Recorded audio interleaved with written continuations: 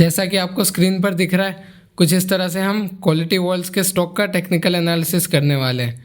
Quality Wall's की ice cream तो आप में से काफ़ी सारे लोगों ने कभी ना कभी ज़रूर खाई होगी और स्टॉक का प्राइस इसकी आइसक्रीम से भी सस्ता हमें देखने को मिल रहा है, जो कि 38-39 रुपीज़ के अराउंड इसका स्टॉक प्राइस है, जो कि इसकी आइसक्रीम भी 50-60 रुपये 100 रुपये की आती है।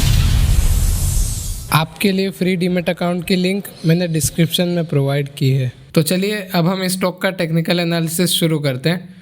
29-30 रुपीज़ के अराउंड हमें एक ये ट्रेंड लाइन देखने को मिल रही थी, जो कि ये वो हॉरिजॉन्टल लाइन है जहाँ पे इस लाइन के आसपास ये स्टॉक 2 बार रेजिस्टेंस फेस कर चुका था। यहाँ पे ये इधर 1 बार, 2 बार और 3 बार रेजिस्टेंस फेस करके नीचे आया था। उसके बाद इसने इसी लेवल को ब्रेकआउट करा, जो कि पाथवे ड्रॉ करें तो कुछ इस तरह से इसने इस लेवल को ब्रेकआउट करा, वापस इस लेवल पर रिट्रेस्ट करा और अपना अप ट्रेंड जारी रखा था। ये एक अभी जो रेजिस्टेंस था अब इसी के लिए एक सपोर्ट की तरह काम कर रहा है। और पास्ट में हमें स्टॉक में एक फेमस पैटर्न भी देखने को मिला था, जो कि कप एंड हैंडल का पैटर्न है। अगर मैं आपको यहाँ से ड्रॉ करके बताऊँ तो ये कुछ इस तरह से हमें इसका कप देखने को मिलता है और उसके एंडिंग में जो कि हैंडल कप से छोटा होता है तो उसका कप हमें छोटा देखने को मिलेगा। कुछ इस तरह से हमें इसका ये हैंडल देखने को मिलता है, जो कि इसका कप एंड हैंडल का पैटर्न कंप्लीट करता है। इसके बाद हमें इस पैटर्न का ब्रेकआउट होता हुआ दिखा, काफ़ी मैसिव वॉल्यूम और बड़ी कैंडल्स के साथ, और वापस इसी लेवल पे स्टॉक रिट्रेस्ट करने भी आया। उसके बाद हमें इसमें अप ट्रेंड देखने को मिला था। लोअर लेवल जो इसका था 52 वीक लो के अराउंड, तो वहाँ से हमें स्टॉक में ये ट्रेंड लाइन भी देखने को मिल रही थी, जो कि कुछ इस तरह से है। इस ट्रेंड लाइन के ऊपर स्टॉक मल्टीपल टाइम जहाँ पे 1 बार, 2 बार, 3 बार और 4 बार सपोर्ट लेके ये बाउंस बैक दिखा चुका है। लास्ट टाइम भी इसने इसी लेवल के अराउंड सपोर्ट लिया था और उसके बाद काफ़ी अच्छा जंप हमें स्टॉक में देखने को मिल चुका था। अभी अगर मैं आपको डेली टाइम फ्रेम पर दिखाऊं तो आपको यहाँ पे अच्छे से देखने को मिलेगा कि ये स्टॉक अभी अपने ऑल टाइम हाई के करीब है, जो कि 39-40 रुपीज़ के अराउंड है।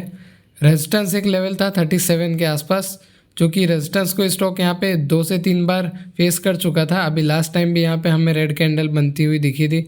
उसके बाद हालांकि अभी इसने इसको ब्रेकआउट करने का ट्राई करा है, लेकिन सक्सेसफुल ब्रेकआउट ये तभी होगा जब हमें डेली कैंडल इस लाइन के ऊपर क्लोज होते हुए दिखती है। अभी अगर इसकी ट्रेंड लाइन को हम आगे एक्सटेंड करेंगे तो ये ट्रेंड लाइन ही स्टॉक के लिए आगे सपोर्ट का काम करेगी, जो कि 33-34 के लेवल के अराउंड रहेगा। अगर स्टॉक वहाँ से नीचे आता है तो, और अगर उसके भी नीचे आता है तो हमें एक ये जोन भी देखने को मिल रहा है 32 रुपीज़ के लेवल पर। स्टॉक यहाँ पे 1 बार, 2 बार, 3 बार, 4 बार और 5 बार सपोर्ट लेके बाउंस बैक दिखा चुका है। ये किसका आपको सेकंड सपोर्ट देखने को मिलेगा, और उसके भी नीचे तो 30 रुपीज़ का लेवल आपका एक थर्ड सपोर्ट रहेगा ही, जो कि ये मेजर लॉन्ग टर्म का सपोर्ट रहेगा। अभी सपोर्ट के बाद अगर हम इसके टारगेट्स देखें, फिबोनाची रिट्रेसमेंट के यूज़ से स्टॉक के लास्ट ट्रेंड का हाई से लो मार्क करते हैं तो फर्स्ट टारगेट तो हमें 40 रुपीज़ के अराउंड था, जो कि हिट होता हुआ देखने को मिल चुका है। स्टॉक ने अभी लास्ट में इसके विक बनाई थी, उसके ऊपर अगर हम सेकंड टारगेट देखें तो 45 रुपीज़ ये हमें स्टॉक में सेकंड टारगेट, एंड 55 रुपीज़ आपको थर्ड टारगेट देखने को मिलेगा, जो कि ये लॉन्ग टर्म में है। आने वाले टाइम में हमें ये टारगेट अचीव होते हुए दिख सकते हैं। अभी अगर RSI का डिस्कशन करें तो RSI अभी हमें ओवरबॉट जोन में देखने को मिल रहा है 70 के अराउंड। पास्ट में जब स्टॉक का प्राइस 28-29 रुपीज़ के आसपास था तब भी हमें RSI 60-65 के आसपास देखने को मिल चुका था। उसके बाद थोड़ी बहुत गिरावट भी हुई और अगेन एक बड़ा अप ट्रेंड आया 35 के लेवल के अराउंड, तब हमें RSI 75 के आसपास देखने को मिला और काफ़ी टाइम ये उस समय ओवरबॉट जोन में भी था।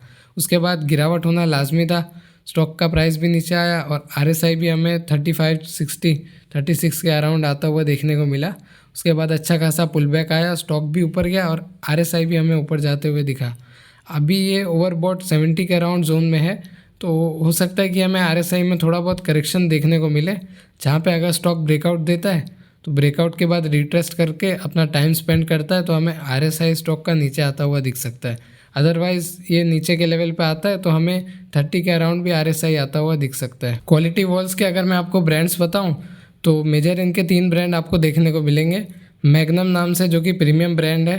इसके अलावा क्वालिटी वॉल्स की आइसक्रीम जो कि केसर भोग एंड राजभोग वेनिला फ्लेवर्स में आती है। साथ ही में आपको नॉर्मल कोन्स में कॉर्निटो के कोन्स भी देखने को मिल जाते हैं। ये एक स्मॉल कैप कंपनी है जिसका मार्केट कैप 9,000 करोड़ से ज़्यादा का है। लॉस में होने की वजह से हमें इनका स्टॉक का पी, ROC और ROE देखने को नहीं मिलता है। प्रमोटर के पास अच्छी खासी 62% की होल्डिंग है, जहाँ पे 0% स्टेक प्रमोटर का प्लेज है। और अच्छी बात यह है कि 0.1% की इन्होंने स्टेक अपना इसमें बढ़ाया भी है। बुक वैल्यू 2.86 की है, जिस वजह से प्राइस टू बुक वैल्यू 13.6 का निकल कर आता है। ये थोड़ा सी हमें ज़्यादा देखने को मिलता है। डेब्ट टू इक्विटी रेशियो अच्छा है 0.8 का, मतलब हम कह सकते हैं कि कंपनी के ऊपर उतना ज़्यादा डेब्ट नहीं है according to reserve. Face value 1 पर स्टॉक अभी 39 रुपीज़ पर ट्रेड कर रहा है। पीयर कंपेटिटर्स में आपको हेडसन एग्रो, डोडला डेयरी, वाडीलाल इंडस्ट्रीज, हेरिटेज फूड्स, पराग मिल्क फूड और वाडीलाल एंटरप्राइजेस देखने को मिल जाते हैं। हालांकि लिस्टेड प्लेयर्स में अगर हम बात करें तो एक वाडीलाल इंडस्ट्रीज़ है जो कि नेट प्रॉफिट और EBITDA के लेवल पे प्रॉफिटेबल है।